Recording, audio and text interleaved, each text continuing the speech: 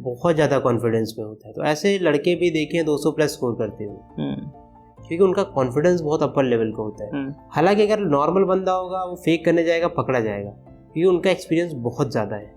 वो जो 5 लोग बैठे हैं उनका जितना एक्सपीरियंस है, मैं हमेशा ही बोला कि उतने हमारे सर में बाल नहीं होते जितना उनका एक्सपीरियंस है। एक लोग 60s में है, प्लस सर्विस का एक्सपीरियंस, लाइफ का एक्सपीरियंस, स्कूल का एक्सपीरियंस, कॉलेज का एक्सपीरियंस। अभी वो इंटरव्यू डेली ही ले रहे हैं 12 लड़कों का, तो जो 11 लोग आ रहे हैं वो भी एक्सपीरियंस दे के जा रहे हैं। तो आप कितने ही स्मार्ट हो गए, वो 5 लोगों में कोई ना कोई पकड़ लेगा।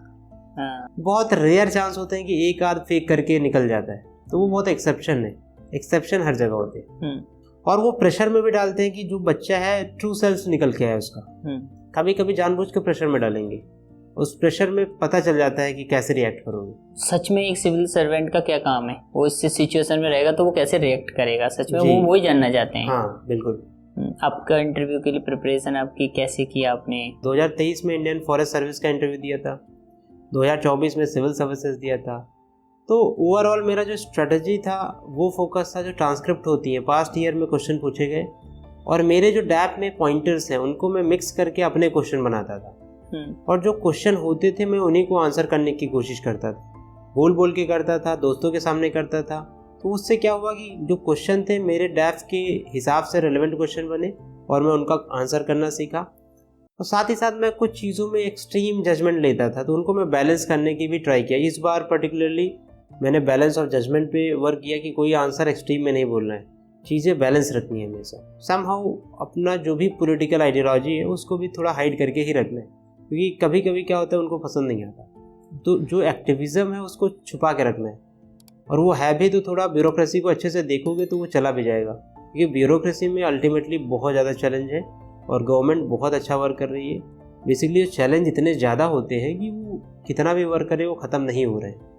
तो हमें उस पॉइंट ऑफ व्यू को जब हम देखते हैं तब हमें एहसास होता है कि ब्यूरोक्रेट काम कर रहे हैं, बहुत ऑनेस्ट सिविल सर्वेंट है जो रातों दिन काम कर रहे हैं, हमें बस वो दिखाई नहीं देते कि वो पीछे हो रहे होते हैं। हाँ, वो जनरली क्या होता है जो अच्छा काम कर रहा होता है उसकी विजिबिलिटी कम होती है, वहीं कोई ब्यूरोक्रेट एक गलत काम में पकड़ा जाता है उसको बहुत हाईलाइट करते हैं लोग। जनरली सभी लोग देखते हैं कि मुझे याद है दिव्या मित्तल मैम, वो IAS साइट दिल्ली से ही है, उनका एक काम था कि 75 ईयर्स बाद एक गांव में पानी पहुंचा था, और 75 ईयर्स आज़ादी के बाद से उस गांव में अब पानी पहुंचा, तो कितनी बड़ी बात थी। तो इस तरह के जो इश्यूज हैं कितने लोग जानते होंगे?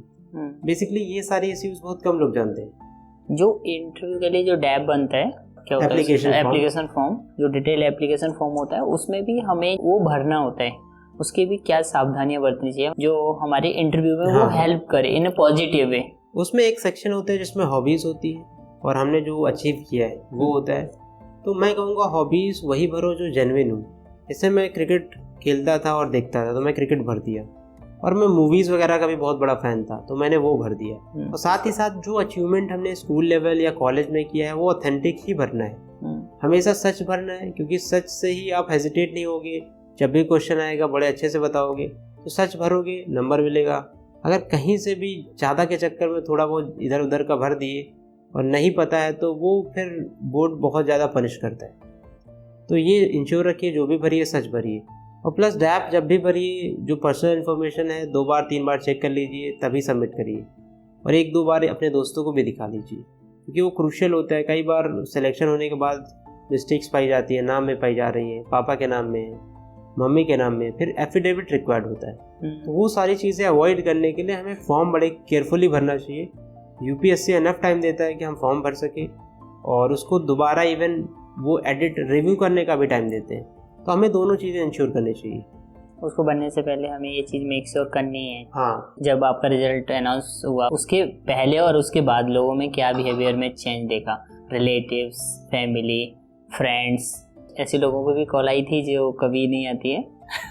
हाँ, कुछ मैसेज तो जरूर आए थे। ओके। और मेरी पर्सनल फैमिली जो है उनका बिहेवियर मुझे नहीं लगा उतना चेंज हुआ, हालांकि थोड़ा सा हेजिटेट करने लगे कि अभी कैसे बात करना है उस टाइप से, बट मुझे लगता है कि कुछ दिन में वो नॉर्मल हो जाएगा।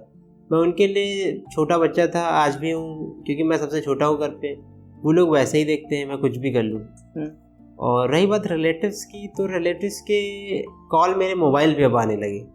पहले जब प्रिपरेशन में था तो किसी का फ़ोन नहीं आता था, क्योंकि किसी को नंबर पता ही नहीं था मेरा। मेरे फैमिली ने ये इंश्योर किया था कि ये नंबर कहीं पहुंचने ना पाए। और मुझे ज़्यादा कॉल्स पसंद नहीं है रिलेटिव्स की, क्योंकि मुझे कुछ क्वेश्चंस आंसर नहीं करने होते और रिलेटिव्स कहीं ना कहीं पोक कर देते हैं कि क्या कर रहे हो, इतना टाइम हो गया, कॉलेज हो गया। तो ये सारी चीज़ें ना हो, इसलिए मेरा नंबर बांटा नहीं गया।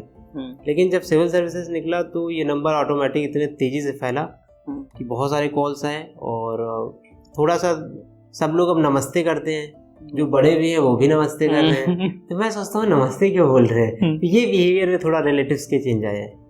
यूपीएससी की प्रिपरेशन एक खुद में एक जर्नी है, वो हमें थ्रू आउट द प्रिपरेशन बहुत कुछ सिखाती है। जो आपकी 5 साल रही हैं प्रिपरेशन में, आपने उससे क्या सीखा?